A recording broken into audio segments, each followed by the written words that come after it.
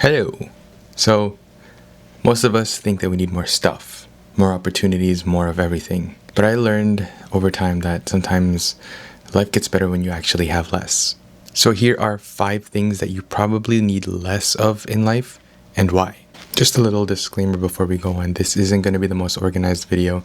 It's literally just me talking about things that I personally think that you need less of or that I need less of. So if you're willing to listen to me with no fancy visuals or editing or anything like that, then I appreciate you. But the first thing that I want to talk about that you need less of is clutter. This one may seem pretty self-explanatory, but there's digital clutter and physical clutter. So there's different types and you need to get rid of both. Physical clutter drains your mental energy without you even realizing it. If you have a super messy room, messy desk, it can be hard for you to focus just because you have so much clutter around you.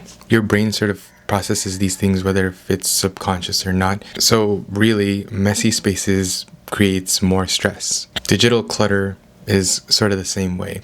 Unread emails, like 3,000 of them, endless files scattered all around your desktop, or apps that you don't even use but are still there for some reason. And don't get me wrong, I don't have this all figured out. I'm still trying to actively declutter physically and digitally, but it's like a process. I feel like you have to continue doing this over time, and it's like a maintenance sort of thing. You're not going to reach this point of, okay, I've decluttered and now I don't have to declutter for the rest of my life. It doesn't work like that. So if you want to start decluttering, whether it's physically or digitally, all you have to do is start small. Clean even just like a tiny portion of your desk. Get rid of a thing or two. Dust off your monitor, your screen. If it's digitally, clear out maybe 5 emails and slowly build that up over time. You don't need to do everything at once. It's a process, so trust it.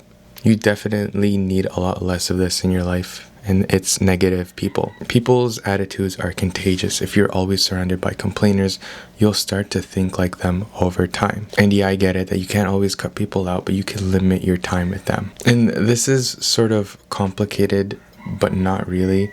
You just have to use your own discretion. And I feel like this is sort of a skill that you need to develop over time as well. Because in a way, you need to differentiate a person who is going through something and needs compassion versus a person who is habitually a negative person. Because of course not everyone is going to be happy and positive all the time. Everyone goes through things, and sometimes that person needs a helping hand or someone that can listen for them to overcome said problem or obstacle.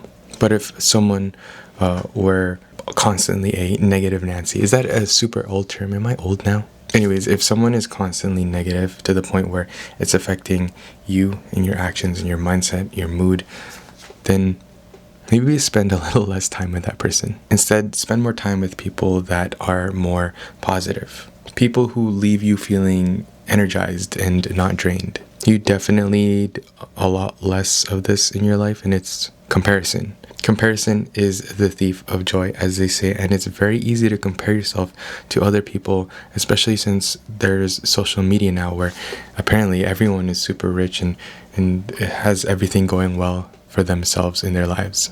What you have to remember is that you're comparing your behind the scenes to their highlights, right?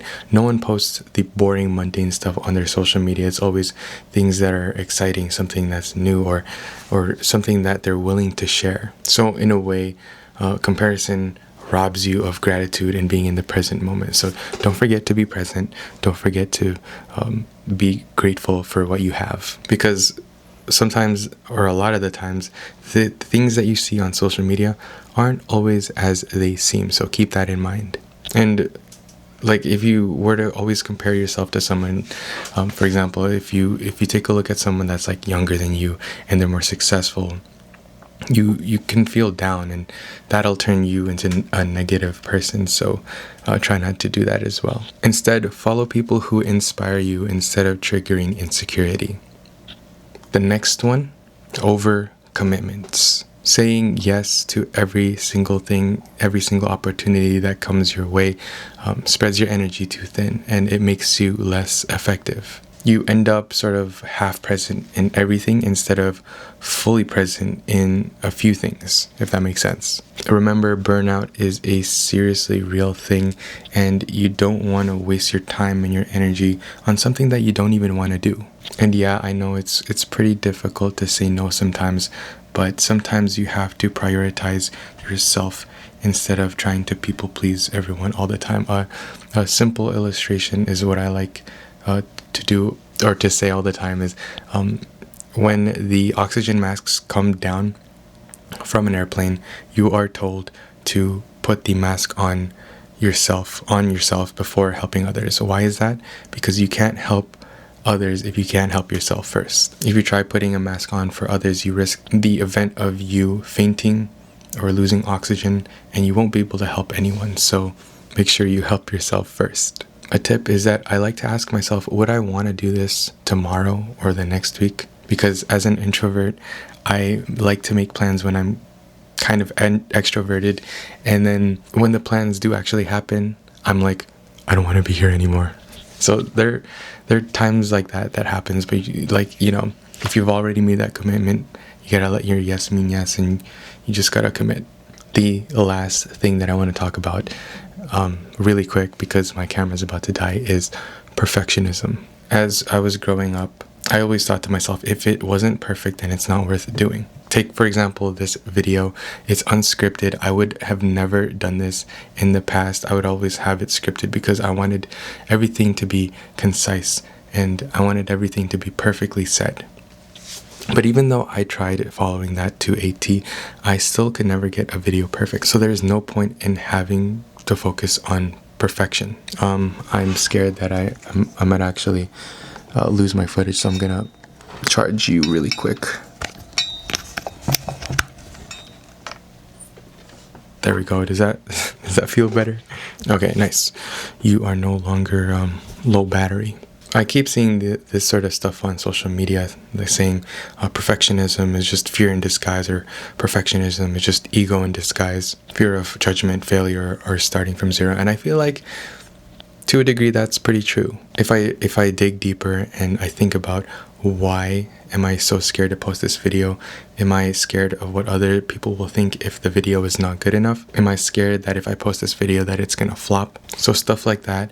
And back then, I would either delay the video so that it would take a whole lot longer to produce, or I would not even post the video at all. So slowly, painfully, but surely over time, I taught myself that done is better than perfect. And of course, I wouldn't have learned this by myself. It's a whole lot of other experiences too, a lot of people helping me along the way. But I'm not gonna lie, I still struggle with it from time to time. I have to constantly remind myself that, okay, I need to get this done no matter what, and it's okay if it sucks. If it's okay if it's bad, it's okay if it's poorly produced. And that has helped me a lot in terms of overthinking and in terms of what other people will think. So something that has helped me is like understanding the point of diminishing return, or another thing like the 80-20 rule, to where most of the results will come from like 20% of the effort. Like 80% of the results will come from 20% of the effort. After that, correct me if I'm wrong, it's sort of like the point of diminishing return, to where the input that you put in is not going to be the same as the output in comparison to the first 20%. Does that make sense? I'm so horrible explaining at this again. I'm not doing this scripted, but I'm still putting this out anyways. Because sometimes it's not all about getting this message perfect. It's about making you understand the point good enough so that you can act on it. But that's pretty much it. Digital, physical, clutter, negative people, comparison, overcommitments, and perfectionism. If you were to get rid of even just one of these things in your life, imagine how much better your life would get. Leave me a comment. What do you relate to in the most out of this list? Or if you have another thing that maybe you and I need less of in our lives. Again, I'm still working on all of these things myself, but every time I cut one back, life feels a little bit lighter. I feel like I can be more present, enjoy things. So I thought that I make this video and help you out as well, and I hope it did help. That's pretty much it for this video. I really appreciate you for watching. Thanks for listening. I'll see you tomorrow.